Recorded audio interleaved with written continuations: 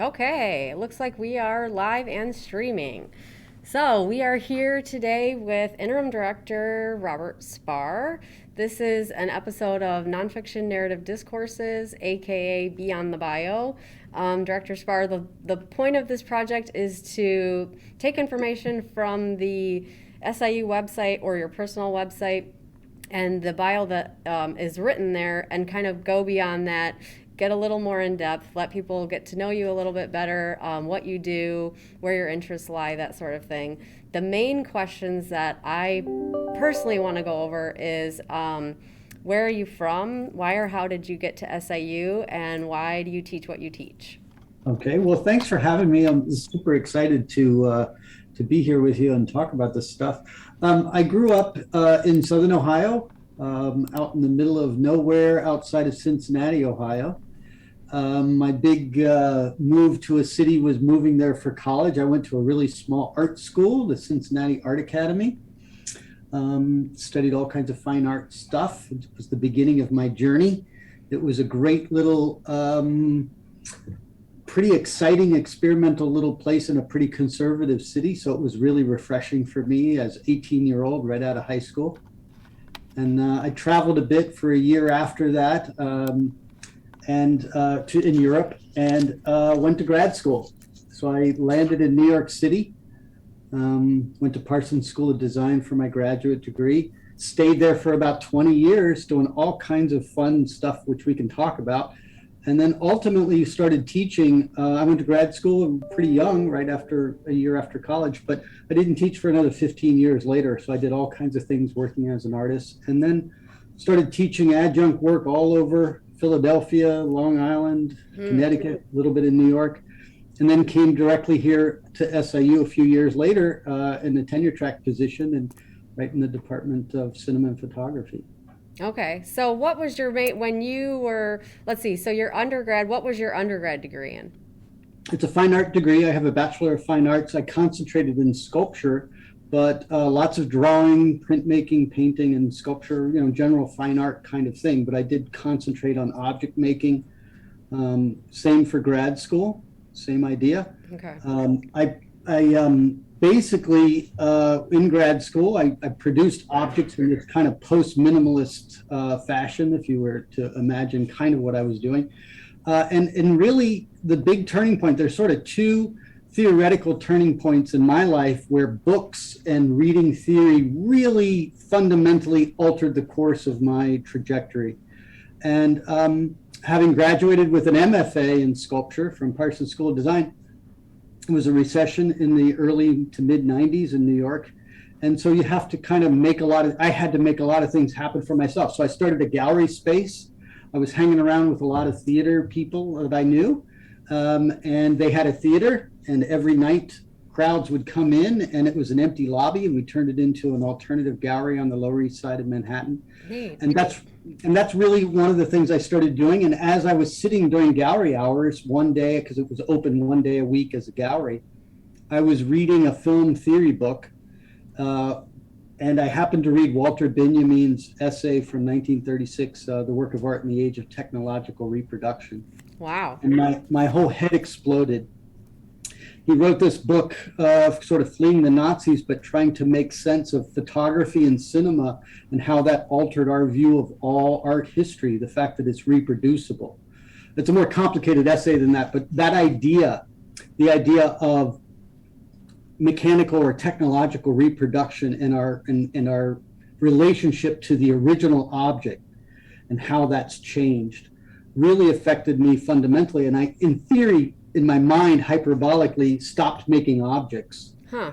I didn't really. I started doing performance and making objects through the act of doing performance in front of an audience. So it became very process oriented that resulted in an object.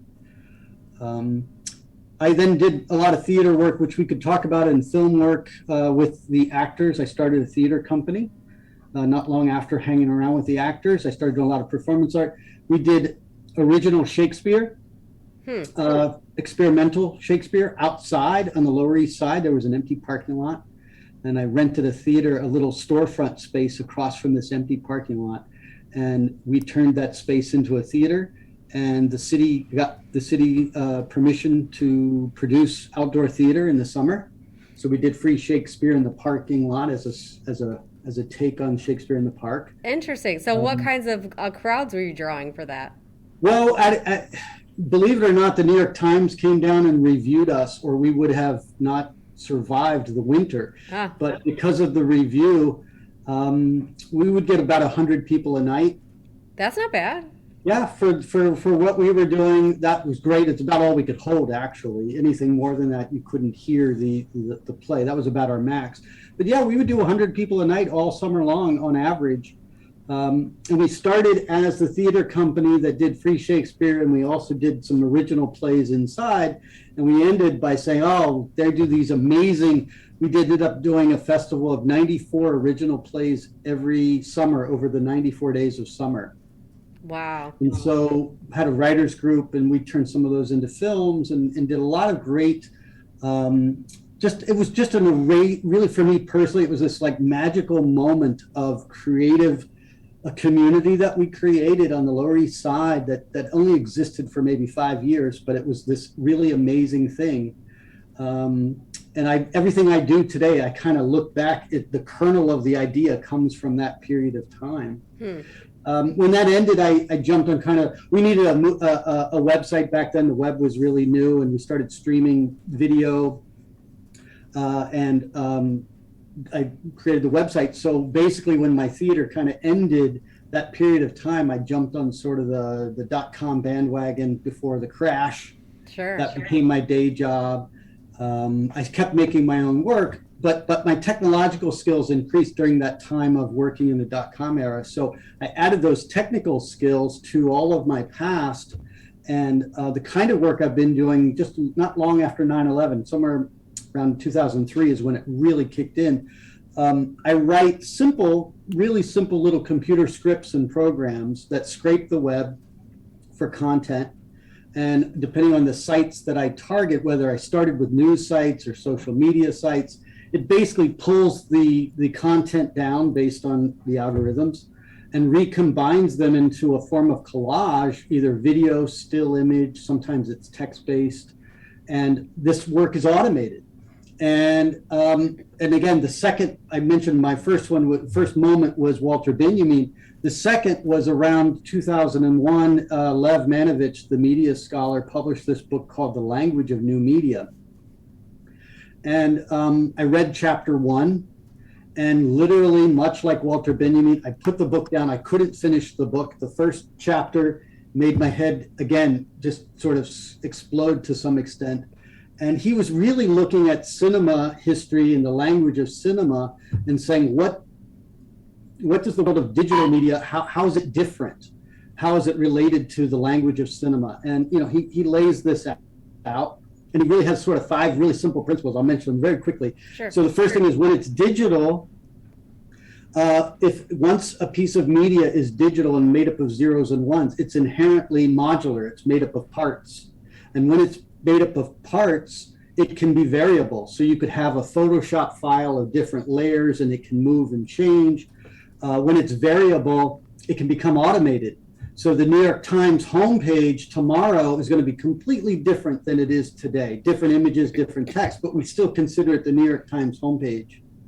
And because of that, it can change. The images can be sitting on different servers, but we still think of it as one media object made up of parts.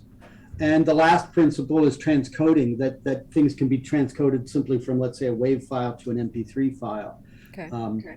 But the idea of that variability, and back to the reproducibility of Walter Benjamin, just hit me at the right time in my life. So I started coding these automated collages, and I've been doing that since for about 17 years. I have one that I've been running every hour since about June of 2003, and it's producing an image every hour, on the hour, as long as I have internet connection.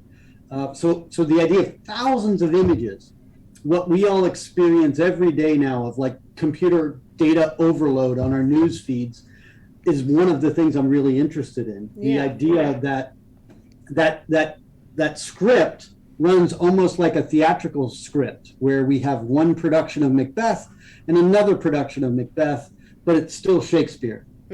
or in a conceptual art sense or a music sense, you might have a score, and a different composer, a different performer would perform that script or that performance, and yet it's still the author, or who is the author, and in conversation with the internet.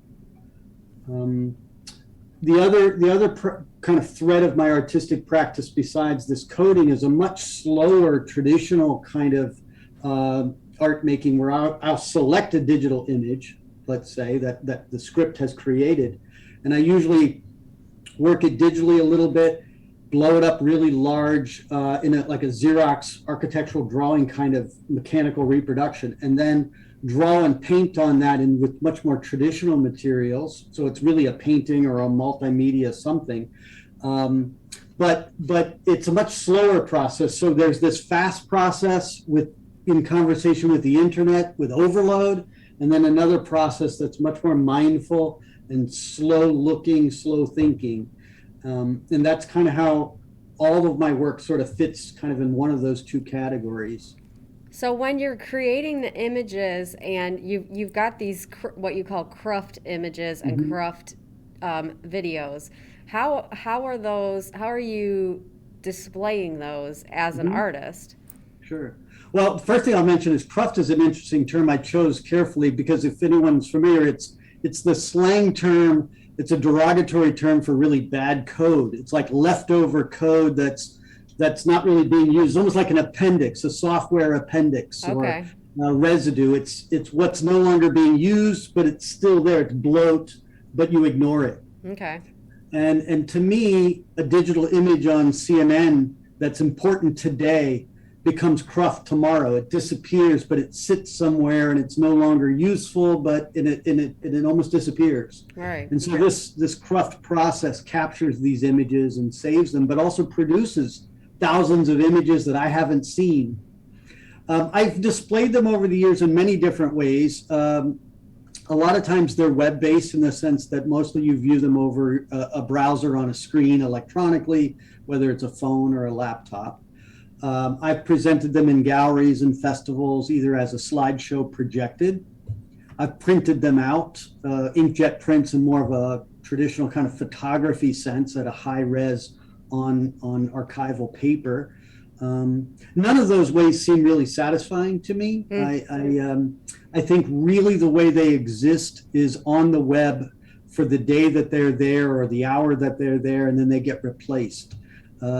It seems much more true to a late capitalistic period of time, that these things are practically disposable, rather than becoming archival on paper in a museum. Right, and I almost wondered if you considered the presentation of them as part of the art.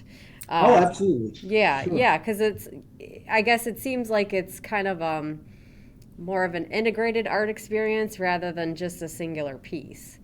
Yeah, absolutely. That's a great comment, really, because in many ways, that's one of the questions that I think, or I hope the work asks all of us, and myself, I think about, is where is the art? Is it the computer code instructions, like a recipe, and then you go into my website and you see a particular snapshot at that moment, the residue of that code running in collaboration with the internet, and you come tomorrow or at another moment, it'll be a totally different image, but it's the same code. And so where is the art experience? Is it the archive that I used to have the entire archive on my website? It became so huge. It's about 80 gigs of content, and I just took it off because it's just cumbersome. I can imagine. I was actually going to ask about that. Where are you housing all of this? Yeah, they're all on servers. I don't make that part public anymore. Sometimes people would drill down into them, but it's overwhelming. It's thousands of stuff. So in many ways, is that just the residue, and the art is the idea? Is it for example, when I first started in 2003, it was right when we were invading Afghanistan and Iraq, and all of that stuff was beginning. You could really tell many of the images of the news was that story in the news. The last 4 or 5 years ago, when Trump was president, all of my work became about Trump, if it was work dealing with the news, because he dominated the news cycle. Sure. And so I sort of you can sort of see the arc of that narrative in the archive, which is different than seeing one particular snapshot. So I don't have an answer. I would say all of it is the art for me. Okay. But my part of the project is writing that code and letting it and starting the process, and then that process being automated is my collaboration with the internet as a giant database. I mean, that interests me a lot.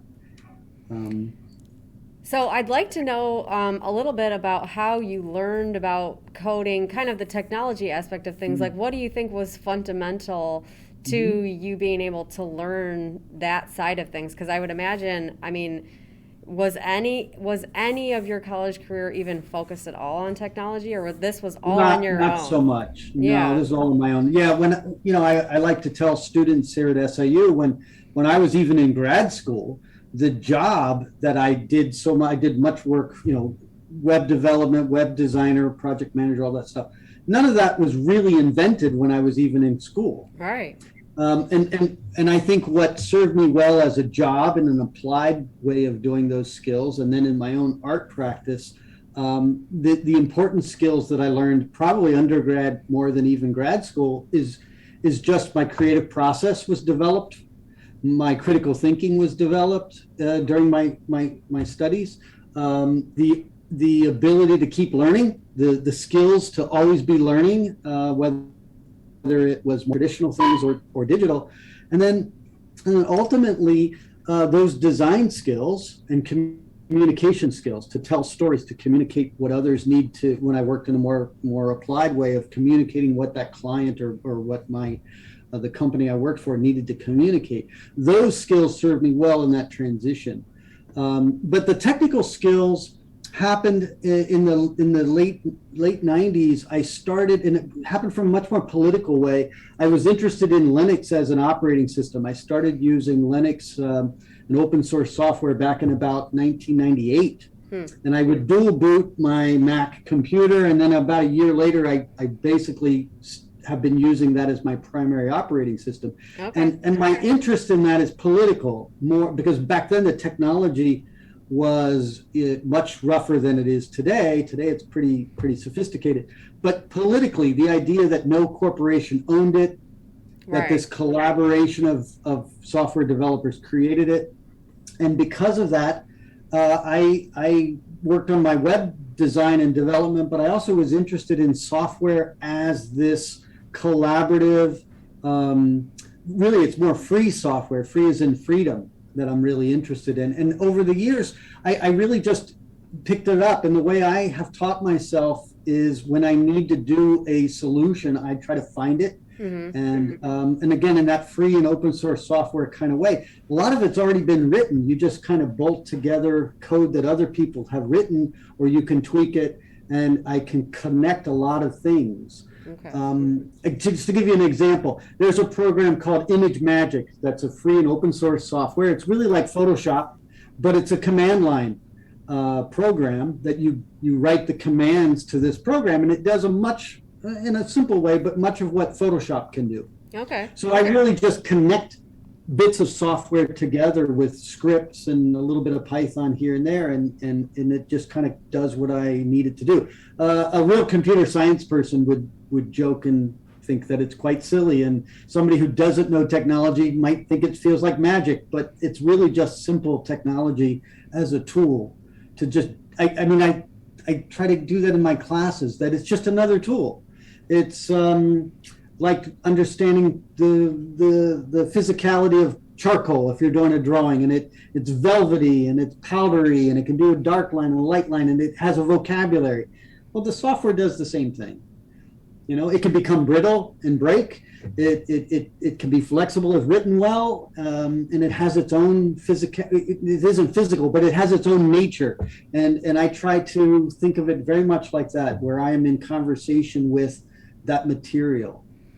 So you have said, you've given us a couple examples of writers and books that influenced you. Was there specific artwork that influenced the artwork that you're doing digitally?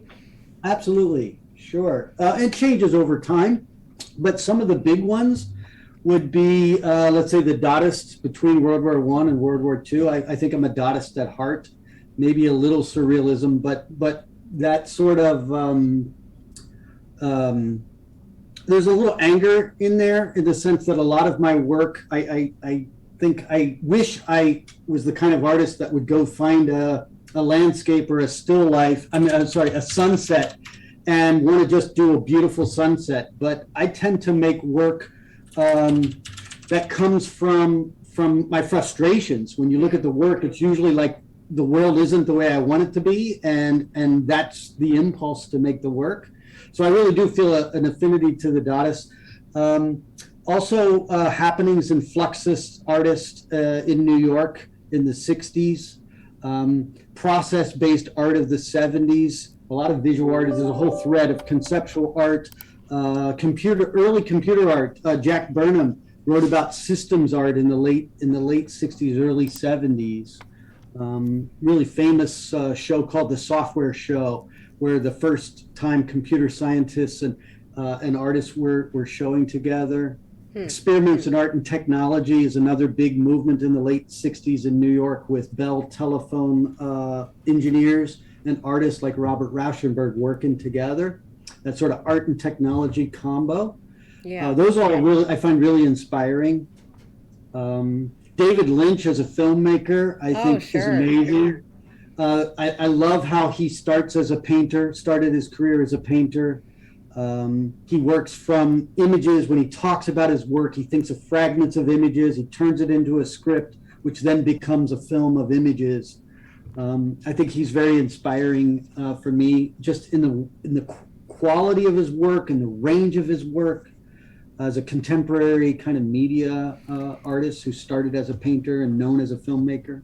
Well, speaking of which, do you do anything with theater anymore? I mean, it sounds like theater was kind of part of your career for a while. Oh yeah, yeah. I think in the same way that I think of myself in the heart still as a sculptor, I don't always make objects these days.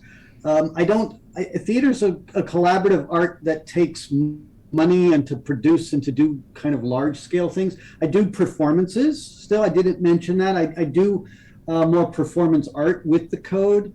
I'll present usually in collaboration with the computer and the internet. Occasionally I'll do it with a few other collaborators. I have over the last 10 years, let's say. It's a form of theater, but it isn't that traditional theater that I was doing, 20 years ago. Sure. But a lot of it depends on the facilities that you have and what you want to express. So I don't feel like it's ended. I just stopped for a while, and when the opportunity ever hits, I'll still make an object. I'll still do theater. Yeah, I noticed that you had some kind of performance art pieces on your website. Yes. How often do you get to do performance art? I do it a lot. There's a conference that I go to pretty regularly, even before I came to SIU, called the Generative Art Conference. It takes place in Italy.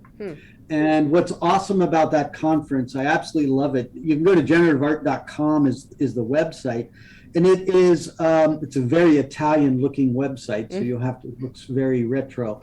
But what's awesome about the conference is they're very open. It started with two architects in Milan at the Polytechnic there. He does software-based architecture, generative architectural design using code. And they started a conference, and they're very open to people from many different disciplines to push what does it even mean to make art that's generative. And what I love about that is they always have evenings of performance. So one of the places I've regularly performed is I usually present a paper and show art and so forth every year, and then I take part in that evening of performance. But I've done stuff as close, let's see, to Carbondale. I've done some stuff for some alums in Paducah, the Paducah School of Art down there. But mostly when I do performance, it's always either in New York or places in Italy. Before the pandemic, of course, I would go to those conferences regularly. The last year and this year, I'm presenting more over Zoom documentation of performance. Gotcha.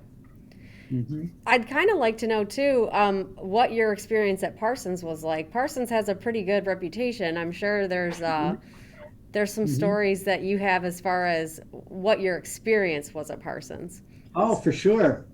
I loved it. I had a great experience. The thing that I think you have to remember if you're not familiar with New York is that the Parsons is part of the New School, the New School for Social Research. So it's kind of together, and the campus is in Greenwich Village. So really, the city becomes the campus. So it's that very much of an urban campus. When any urban campus where the city, me moving to New York and me going to grad school was intertwined. But I had a great experience. I had wonderful faculty. What was really good about it being in New York is we had regular faculty, but the kinds of visiting artists we could bring in very cheaply because they all just lived nearby and they were all there. Yeah.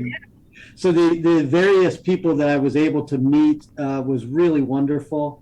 And the kind of guest speakers and lectures that you can get to remotely from Carbondale, but to be able to be there and have Q&A with some famous people, was really great. I think my program at the time at Parsons, I don't know what it's exactly like now, that was quite a while ago, but was very object oriented in the sculpture department that I studied with. So people were making objects and thinking about the physicality of materials. And I think that thread falls through my work where I shift from medium to medium. I think of computer code as just another medium, even though doesn't have that physicality. So in that sense, I think what they really allowed at Parsons when I was there was that it was less about becoming a faculty member somewhere with your terminal degree, but how to develop the habits of a working professional artist, how to get the work made, how to sustain that practice, and I think it served me well because 30 years later, I have 30 years of consistently working. Now maybe the work is up and down based on all kinds of things in one's life, and I wouldn't say everything is equal. But my practice has stayed consistent, and I really attributed that to my grad school experience.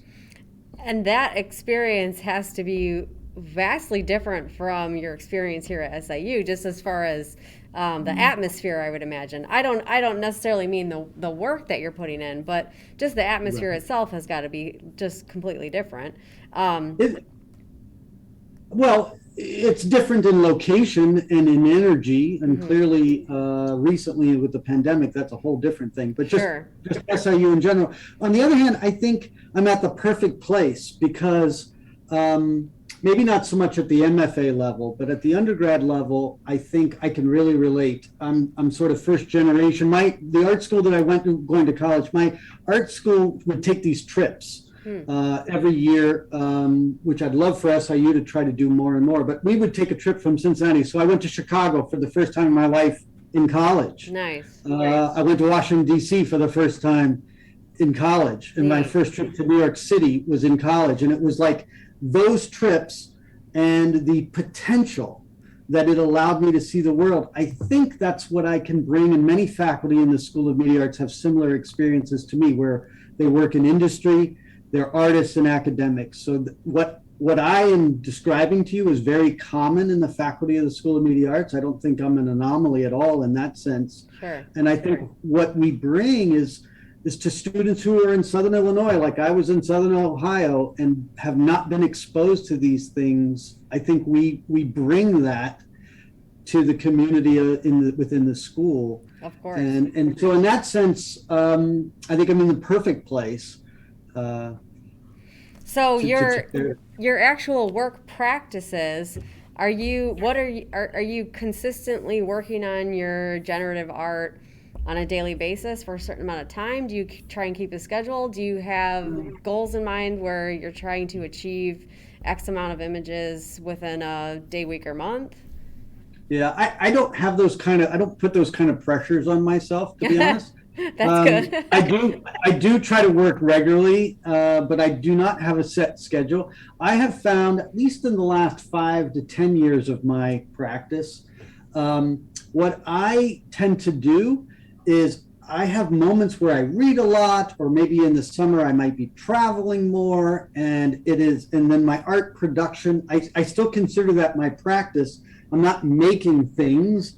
It sort of marinates a while and ideas are forming. And then I'll have these bursts where I'll make a whole bunch of work in a month. That's just an insane amount. And then I might go another month or two where I'm only just kind of working on one thing slowly. And so I am at the point where I no longer have like a fear, oh my God, will I stop working? I just try to go with the flow of where it's taking me, and to just trust that process. And I do think it's a certain amount of trust to wait until that idea or that moment hits. It's a fine line, of course, because then it can become procrastination too. Sure, right. So Now, are yeah. you also at the same time, are you doing academic writing as well?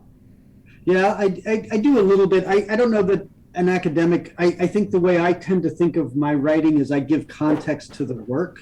Sure. It's much closer to an artist writing about their work. I'm not doing scholarly research as much as framing my practice, or talking about influences, writing and thinking about how a particular scholar might be thinking of something in relation to me as a maker.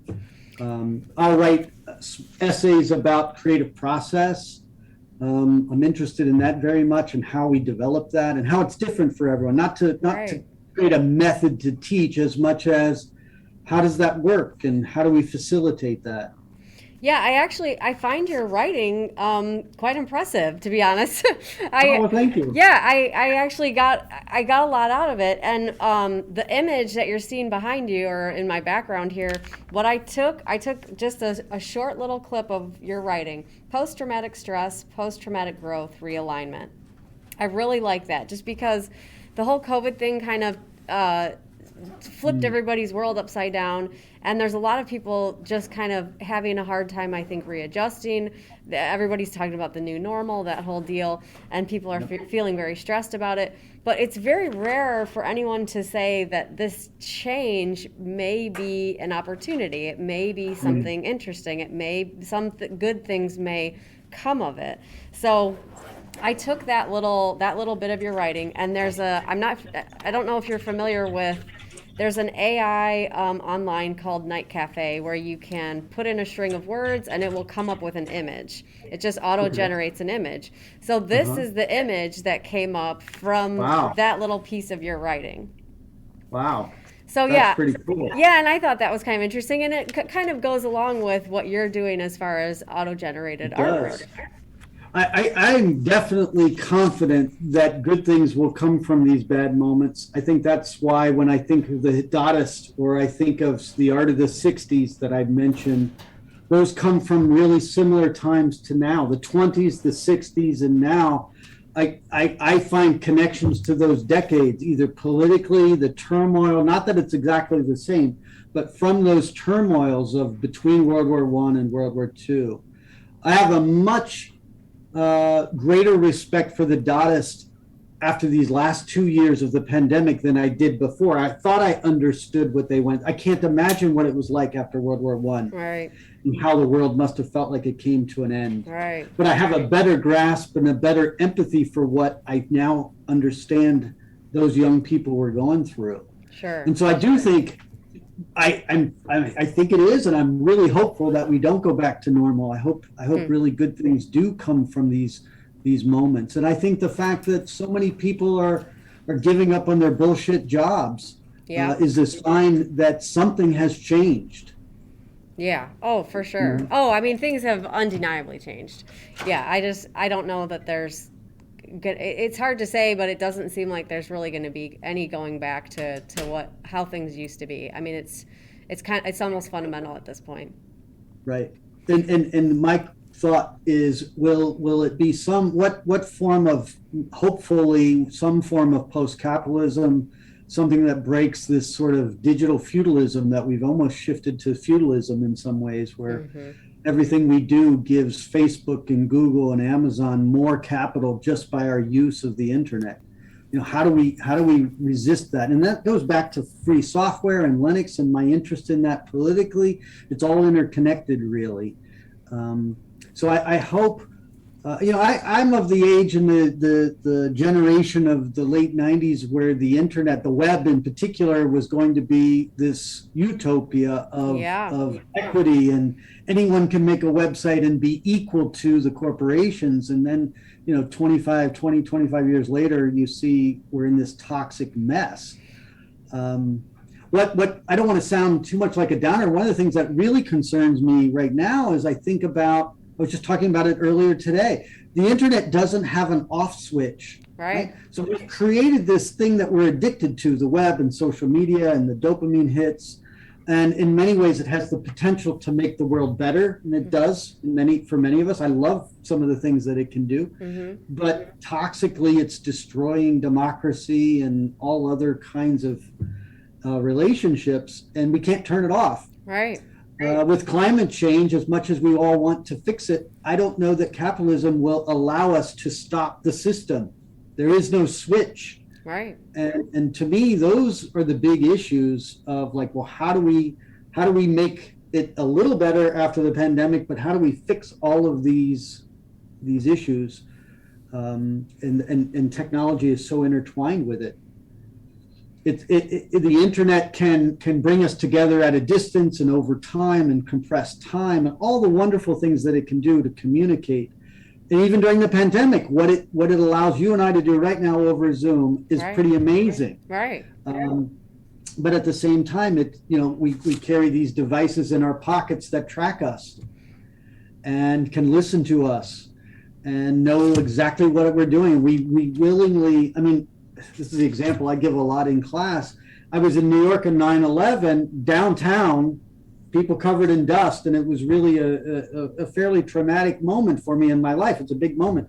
The idea that on September 10th, 2001, if I had said to you, if we were having this conversation, and I said, in the future, not only are we going to be tracked, we're going to pay at least $100 a month for the right to carry the tracking device. Right. And you're going to be addicted to it. And we won't be able to ever give it up. Right. And you're going to go to a website and tell everyone what you read and your religious beliefs and who your friends are. And you're going to do all of that willingly. You would have said I was crazy. It just wouldn't have been possible to imagine. Yeah. And yet, here we are. Yeah. Yeah, for sure. And that's something you also had written about, this kind of time warp that we're in terms of we're always kind of looking back. There's all these kind of retro reboots, and we're always kind of in the now, but we're never actually participating in it. We're just looking at it, and it's just kind of this strange kind of time limbo. It is. It's our perception of time, right? The flattening of our feeling of time. So maybe the first 20 some years of the 21st century is really just all retro 80s and 90s. Maybe the pandemic will break that cycle. That writing that you're referencing, I wrote, I think, June of the pandemic, after a few months of the pandemic. Some of the scholars that I would be referencing is Franco Biffo Berardi. The other book is, the author escapes me this second, Capitalist Realism. Okay. Anyway, those two, that book and the other writer, thinking about this idea that everything is kind of retro. The one example being, if you think of music. So for me, in my life, pre-web, a song really represents a particular year in my life, and I can really identify what it sounds like. If I said, what's the music of late 70s, you might say disco, Madonna or Michael Jackson in the 80s, Nirvana in the 90s. But then once you hit 2000s to 2010s, it starts to get a little fuzzy. Does that music sound like it's a different decade, or could it be from a different place? And again, clearly we're not stuck in a time warp, I don't believe. It's just the perception that things are not moving forward, that we watch everything as a retro box set. I think Blockbuster Video is a great example in the 90s. The idea that it becomes like a library. I don't have to watch prime time at 8 o'clock. I can go to Netflix and watch it anytime I want. If I said you can only read Hemingway at 8 p.m., you'd say I'm crazy. I can go to the library and read it whenever. So in that sense, it's an improvement, right? Yeah. It's a flattening of a database of everything or many things that are available. But it changes our sense of time and experience of time. And I think the pandemic has made it even worse. Obviously, during lockdown, how it felt like some sort of Groundhog Day.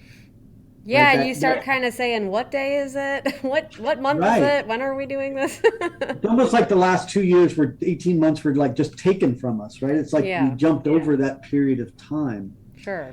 So And I think that's, yeah, go go ahead. ahead. I was just going to say, I think that relates to my own work in the sense of wanting to do a slower kind of art practice and this other faster one, this sense of even the slow art practice of drawing and painting. If I get in the flow right, the whole afternoon will flash by and I'll be like, wow, where did the day go? Of course. Just totally got compressed, but yet it was a slow experience. Yeah, it's just an interesting experience of time. One thing I am kind of curious about, as far as your own artwork goes and your own art output, is there, just strictly speaking, capitalistically, is there a market for it? Or is it Well, just kind of for personal interest and to share it with others and to have that experience of it being shared? well, I think the first thing I would mention is we're discussing two very different things. So we're not talking the art and the art making. We're talking the business of art or the product, industry sure. of a product in a capitalistic society where it's for sale. Right. I mean, I do sell work occasionally when I do put things up for sale in group shows and stuff like drawings or paintings or objects. I do not try to do that in any particular intention. The idea of making digital work, again, that's reproducible, NFTs are actually the opposite of what I am interested in the sense that when I make this digital object, it exists everywhere. Right. I send you a photograph. So the answer is no, I don't think there's a market, but NFTs, people would argue there could be if I want one. I made a conscious decision 20 years ago to not do that for political, social reasons. Sure. If I go to the Grand Canyon and I take a photograph of myself, a selfie at the Grand Canyon, and you and all my other friends are on Instagram, and I send you all that photograph, that moment, the time between my action, my documentation, and my sharing of it with all of my friends have compressed into a second at the speed of light over the internet. Right. 30, 40, 50 years ago, you would take your 35 millimeter slides and you'd have to get it developed and you'd come to my house and I would bore you with 300 photos and slides and tell you about my yes. But it was all stretched, right? Yeah. So that sense of time is completely compressed with our mobile device.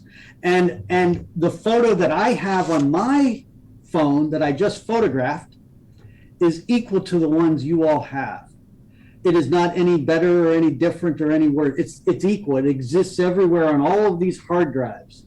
And to me, that's super magical and amazing. It's the opposite of making some piece of art that is unique. And again, this is back to Walter Benjamin. He uses the term an aura, right? What makes it unique? The provenance of that object. What makes the Mona Lisa different than the image on the poster or on the T-shirt or the coffee mug? Whether you've ever been to the Louvre or not, you know what it looks like, and we experience it in these different copies. I love the idea that the digital object can be copied without degradation, and yours is equal to mine. Why can't we all own that same piece of artwork? Sure. It's like the metaverse, or using Second Life as an example, like almost 20 years ago. Why can't we all live on an island in my Second Life? Why do I have to spend money, Linden dollars, in Second Life to buy an island? Or why under Facebook's metaverse do I have to spend money? I want my digital life to not reproduce all the problems of my physical one. And an NFT, just a non-fungible token that adds that cryptographic bit to the digital object that makes it unique, is about scarcity and market and capitalism and yes, people might experience that image on the wall behind what the image that you created. If it's a one of a kind, is it truly worth more? In the market, it might be, but why can't we all have it? Yeah. Technically, we could. So it's about making the world that I want to live in, not be part of this system in some ways. Um, And I would imagine that when you teach, you talk to your students about the same thing. sure, And absolutely. Yeah. I didn't have a chance to look it up. What classes you're still teach even though you're interim director, you're still teaching, I would assume, right? I do. This semester I taught more than I should have actually. So I taught a history of new media course this semester. It's kind of a hybrid studies practice-based course. Neat. We basically go from the Italian futurists and the Dadists, jumping very quickly to World War II, and we go through the computer science of World War II to now. Computer science, the internet, all those kinds of ideas. We look at art history from the Dadists and the Italian futurists through a thread, not unlike what I described, through happenings and Fluxus and the software show. And we look at the economics and the social pressures that kind of put pressure on these developments, and how many times the computer scientists and the artists are working on similar concepts. They may not be aware of it. We might connect the development of the network with some of the ideas of John Cage using random chance in the class. And then ultimately trying to make sense of the present. We use a lot of primary sources for reading of that. And then I also have the students read the book that I mentioned, Lev Manovich's The Language of New Media. It's almost 20 years old, but he got so much right that it's still quite shocking in 2021. And that's an example. The other class that I've been teaching is we've been developing a brand new foundation sequence of courses for our first year students. Okay. In the School of Media Arts, and it's team taught, and that's another class that I'm teaching. And in this particular semester, it's a two semester sequence. I'm teaching drawing and collage and 2D design, real basic skills like that. In the spring, I'll do another module where I'll be doing performance and installation, but introducing Arduinos, Raspberry Pis, basic code and sensors to kind of get students to think about the live event, a performance versus a mediated event through the camera, and what do you gain, what do you lose? Yeah. Interactivity, the ability to give up agency as the artist to chance or to a viewer or participant to make choices with the art. So it's a lot of the same themes that are in my artwork that I already talked about that are being taught for this introductory year. Interesting. And so what other class will you be teaching next semester aside from that? Right. Next, I'll also be teaching a class that I'm also teaching now. I won't be teaching the History of New Media course. But, a forum in art and culture is just another class that students go to lots of arts events, and we discuss art and culture and connect the dots. The other kinds of classes I teach, I just don't teach as many as often, but in my rotation, I teach a general live art performance class. That's a full semester to kind of build on that. And sometimes when I've taught it, we'll do adaptation. We've adapted. One year I worked with a colleague in cinema studies faculty. We co-teach, and we did an adaptation of Kafka's Metamorphosis. So the student would do performance and think about that, but then do adaptation. Another one was Frankenstein. So we did Mary Shelley's Frankenstein and adapted that. I teach a generative art class that really is directly connected to my research. I have in the past taught interaction design and web design, which is much closer to a applied kind of traditional website. But I also teach networked art, where students, MFAs and undergrads who want to use the same code that I might teach for MS students to make a website, will just use the web as an art platform. Nice. How to produce that code, how to learn the code to make art, and then potentially other ways to use the network. Awesome. We actually have a viewer who said a generative art class sounds super cool. So yeah, I'm sure it is. Yeah, no, it can be really great. And what I love about teaching generative art, I taught it during when we went half semester under the pandemic. I was teaching generative art that semester. Hmm. So half of it was face to face and half was online. And it was really fun because what I love about it is I don't teach code in particular. I introduce code, but you can make generative art out of anything. That's one of the things that the conference is so great about. So architects and designers and musicians all show up in Italy and discuss what is generative art. For my class, we really come to it like, for us, what is the definition of it? I could make a painting and let it sit outside in the weather and rain and fade and drip, and that's generative, giving Right. up control to the weather. Sure. So students can make analog art in my generative art class, or they could make digital code-based art if they wish. Hmm. And then in the pandemic, what was great, because we went over Zoom, there was a student, an MFA here in the college, that was interested in sound. He made all of this work by just hanging a microphone out his window Huh. and capturing the sounds of cars driving by very seldomly in the pandemic. And it became this beautiful image of the pandemic, of isolation, with this microphone sticking out of his window, and then the sounds that it generated through this code-based process. So it was a very effective class, I thought, during a pandemic, to Oh, think yeah. about those constraints and pressures that allow the generative art to develop. So, do you personally have any medium that you are partial to, where you kind of just keep going back to it, as far as anything aside from the generative art that you do? Is there any like hard set medium that you're partial to? Well, I suppose the consistent one, and I don't know that it's because I'm partial, but would be drawing and charcoal on paper as a way in my process. Not all during my career have I produced finished drawings.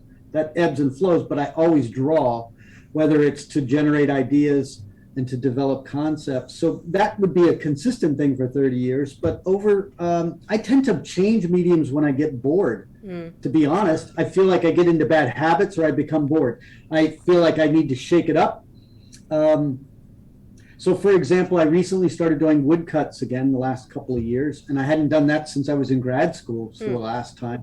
But it's very much like coding in my mind. You remove material, so it's very sculptural and physical, and then you ink it up and you print a proof, and that's much like coding, where I can kind of tell what it's going to do, but I don't know exactly what kind of image it's going to produce. And so you run the code and you produce an artist proof. And then you go back to the code and you tweak it and you produce an artist proof. And so I really find that process, that slightly, the way I would categorize the mediums is which are direct and which are a little bit distant, rather than what medium are you working in, which one give you immediate feedback and which have a bit of a process. So theater is great, directing actors or adapting scripts, and you get feedback in rehearsal, but it isn't until the actual performance that you feel the audience feedback. Right. So it has different distances. Printmaking, lithography, or woodcuts, I've done a lot of. Those kind of things have a little distance, and so does code. But if I'm doing a drawing or a painting or something else, it's immediate. And so for me, it's back to that immediacy. And when do I want the distance, and when do I want that tactile immediacy?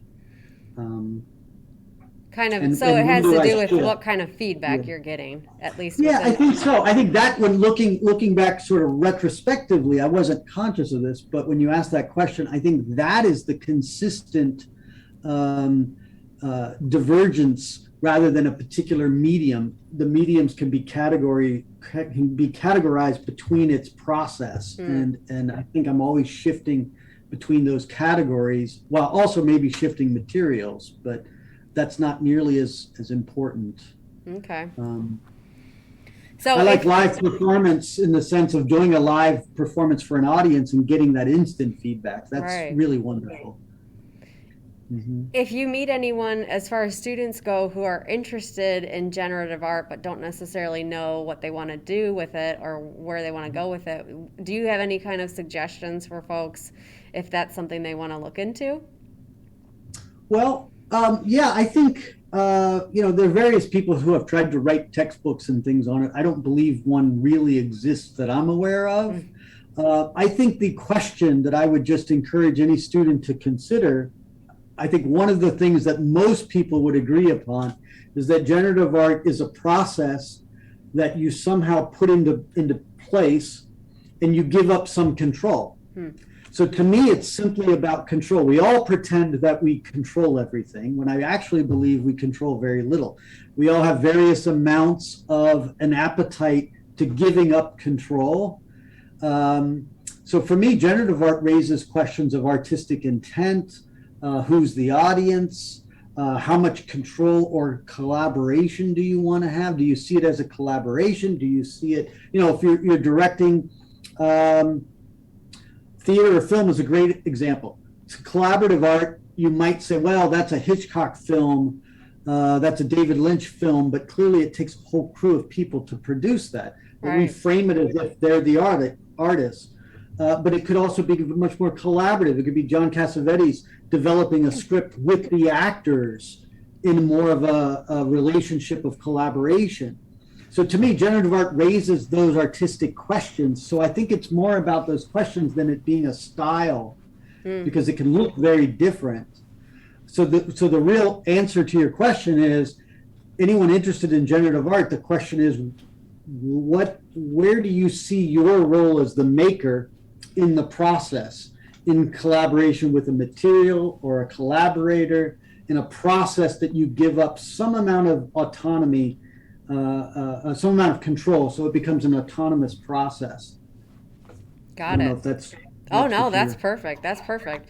So we're gonna take a few more minutes. A couple things that I want to know before we sign off would be, are there any projects that you're going to be doing that are upcoming that you want people to know about? Yeah, I'm in a journal, a really interesting journal you'd be interested in your audience. It's called, you might know it, The New River. It's a journal at the University of Virginia, I believe, in Blacksburg. If you go to thenewriver.com, I think is the URL. Okay. Really interesting work. It's a digital literary journal, and I have some work shown there. The particular craft, the Milton's Bomb is there, and a lot of other good people in the show. Really interesting. So you can see that show now. Nothing that you can see, but I'll be doing performance at the Generative Art Conference in about a week. Okay. I'm doing a performance and also presenting a paper. And those are the two most recent things right now for the work. Okay. But you can go to the New River and see that. I'm excited with the people around me in the show are really good, and I think it's worth checking out. For sure. Your website is also worth checking out. So if anybody wants to see more of your work, I definitely suggest that they go to robertspahr.com. You've got your work posted there. And I also suggest people read some of your writing, because your writing is very interesting. Thanks a lot. Thank you. So I have a new work on the homepage. I just did it about 2 days ago. Okay. So nice. There you go. Okay, yeah, so we've got something new to even look at. Then I also want to know if anyone has any questions about your classes, can they reach out to your SIU email? Absolutely, yeah, for sure. Come to my office hours and talk to me and show me what you're working on. That would be ideal, but Zoom or an email would be great. Okay, wonderful. Always interested, yeah, for sure. Well, that about does it for me. I want to thank you for your time. I want to thank you very much for the work that you're doing for SIU. Thank you for your interesting ideas and bringing some new media to the forefront. You know, getting people involved in generative art. It's definitely it's new and interesting, and I'm sure there's a lot more that can be done with it. Well, thank you, and thank you for inviting me. This has been fun. Oh, of course, yes. Well, you have a lovely evening, and I'm sure we'll see each other at some point, possibly in person on campus somewhere. I hope so. Okay, great. Thank you very much. You have a great night. You too. Bye. Bye.